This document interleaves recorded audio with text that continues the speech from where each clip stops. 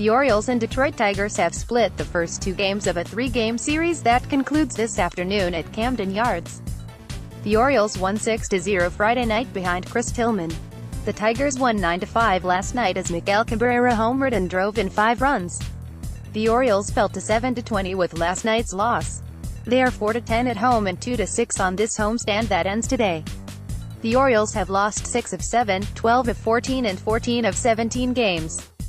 Orioles pitchers have allowed 26 runs the last 4 games and 59 over the past 10. The offense is starting to produce more runs, but more clutch hits are needed. The Orioles went 1 for 10 with runners in scoring position Saturday night. They are 8 for 45.178 with RISP over the last 8 games. Right-hander Kevin Gausman, 1-2, 4.66 ERA today makes his 6th start of the season.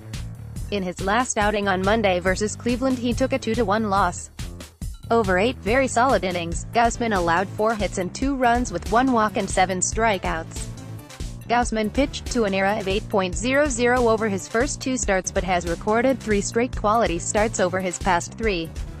He is 1-1 with an ERA of 3.15 in those games, allowing 19 hits and 7 runs over 20 innings with 4 walks and 18 strikeouts. The Orioles are 2-3 in Gausman's 2018 starts. Left-handed batters are hitting .259 off him and right-handers are batting .270. Gausman has allowed a batting average against with runners in scoring position of .286. He has an ERA of 10.80 in the first innings of his starts but an ERA of 3.15 in innings 2 through 5. Gausman faced the Tigers in Detroit on April 18 but did not get a decision. Over 6 innings he allowed 9 hits and 2 runs. In 7 career starts, he is 1-1 with a 3.95 ERA and 1.244 WHIP against the Tigers.